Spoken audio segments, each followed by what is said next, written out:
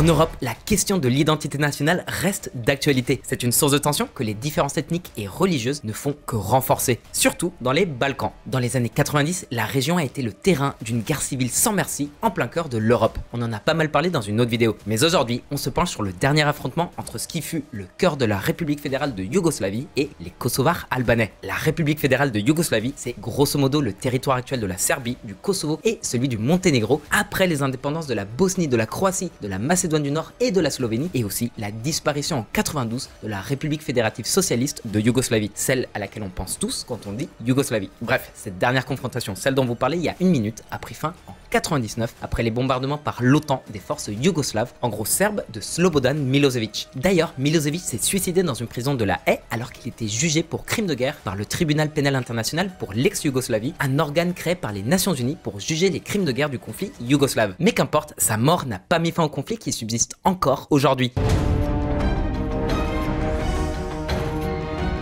La guerre du Kosovo prend fin avec les accords de Kumanovo en 99. Des troupes de l'OTAN sous mandat de l'ONU sont déployées pour pacifier le terrain, mais l'indépendance du Kosovo n'est pas au programme. Mais ça n'empêche pas la République du Kosovo d'autoproclamer son indépendance en 2008. Depuis, les relations avec la Serbie sont plus que glaciales. Belgrade ne reconnaît évidemment pas la République du Kosovo et continue de revendiquer la pleine souveraineté sur le territoire kosovar. Pourtant, le Kosovo est quand même reconnu par 100 pays, dont les US et 22 des 27 États membres de l'Union européenne. Pourquoi?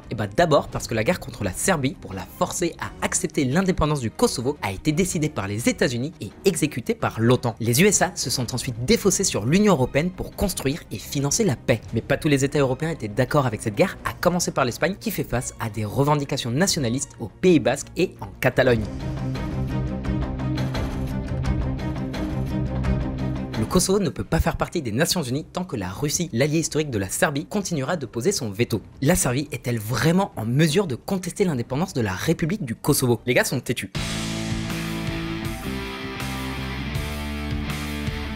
Les Serbes et surtout les partis nationalistes au pouvoir ont toujours voulu et veulent encore aujourd'hui recouvrer leur souveraineté sur ce territoire. Ils sont prêts à tout, qu'importe les conséquences. À chaque fois que les Kosovars annoncent une mesure qui favorise la déconnexion avec l'État serbe, la tension monte d'un cran. Une tension particulièrement forte dans cette région du nord du Kosovo qu'on voit à l'écran. Cette zone est composée de 4 municipalités dans lesquelles les Serbes de souche entre guillemets sont majoritaires. Et c'est la clé pour comprendre ce conflit. Cette zone n'a pas grand chose à voir avec le reste du Kosovo. Dans ces 4 municipalités, la plupart des habitants ne s'identifient pas à la République kosovare, ils se considèrent serbes et souhaitent le rester.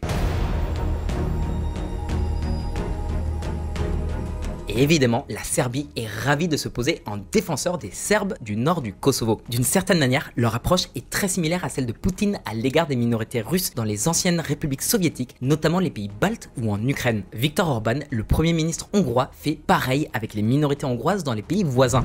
S'ils pensent que les Albanais du Kosovo parviendront à organiser la vie dans le nord, ils n'ont pas le droit de le faire, ni selon l'accord de Bruxelles, ni selon la volonté du peuple. Alors j'ai bien peur que ça mène à un désastre. Alexander Vučić, président de la Serbie. Fin 2022, début 2023, la tension est à nouveau montée d'un cran. Pour plusieurs analystes, ça pourrait être les premiers signes annonciateurs d'un désastre. Avant l'Ukraine, l'idée d'un conflit en plein cœur de l'Europe moderne semblait improbable. Mais aujourd'hui, le discours a changé. Qu'est-ce qui a propulsé le conflit entre la Serbie et le Kosovo sur le devant de la scène internationale? Est-ce qu'on va assister à une nouvelle guerre des Balkans? C'est parti.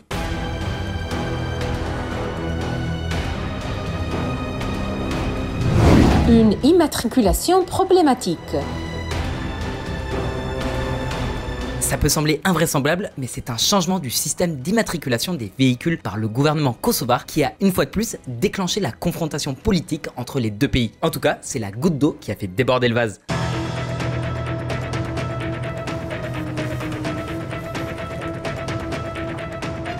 Tout commence en juillet 2022. Le gouvernement kosovar, dirigé par Albin Kurti, annonce la mise en œuvre d'une réforme routière qui était en stand-by depuis plus d'une dizaine d'années. La fin de l'immatriculation des véhicules serbes au Kosovo. Dans le plan annoncé, on retrouve une date butoir pour le changement des plaques serbes en plaques kosovares, ainsi qu'un plan d'action en 3 étapes. Une période d'avertissement, une période de sanction et enfin l'imposition forcée des nouvelles plaques d'immatriculation. Cette dernière étape suppose une interdiction de circuler, voire la confiscation des véhicules hors la loi. En plus de ça, les citoyens serbes sont invités à mettre en ordre leurs papiers d'identité et leurs cartes grises afin de pouvoir aller et venir au Kosovo.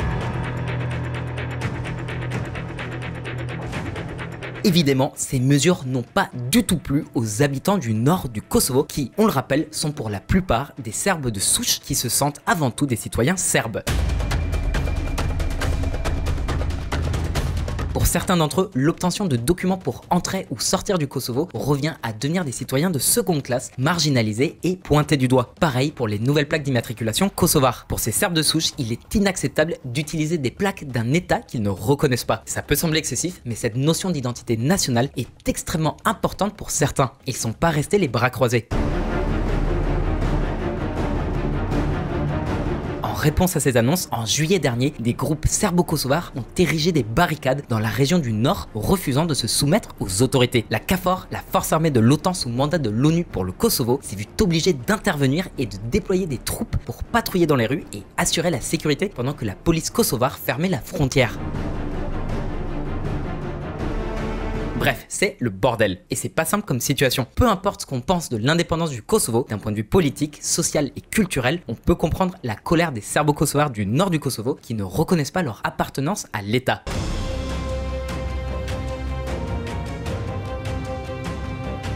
S'ensuivent de nombreux va-et-vient, des tentatives d'accord et des interventions de l'Union européenne et des États-Unis. Et en novembre 2022, le gouvernement kosovar confirme la mise en place de ce projet de plaque d'immatriculation ainsi que sa mise en œuvre entre novembre 2022 et avril 2023.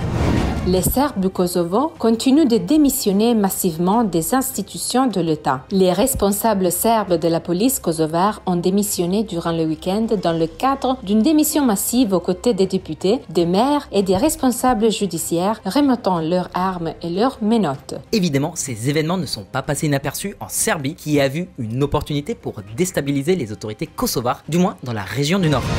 L'État serbe dit, et nous le disons, nous prendrons soin d'eux, les fonctionnaires démissionnaires. C'est 5 ou 60 millions d'euros de plus pour nous, on fera tout. Aleksandar Vučić, président de la Serbie. À présent, la Serbie a à nouveau des fonctionnaires au Kosovo. Mais les semaines suivantes, les choses n'ont fait qu'empirer.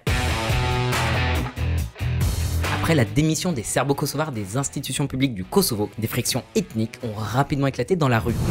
10 décembre 2022, les Serbes du Kosovo bloquent la route menant aux principaux points de passage frontalier dans un nord instable. Ils ont été scandalisés par l'arrestation d'un ancien policier serbe de souche, soupçonné d'être impliqué dans des récentes attaques contre les policiers kosovars. Et en décembre 2022, les Serbes ont annoncé qu'ils mettaient leur armée en état d'alerte, le niveau de préparation avant une guerre. Peut-on vraiment assister à une autre guerre en Europe? La Serbie pourrait-elle attaquer le Kosovo? On regarde ça.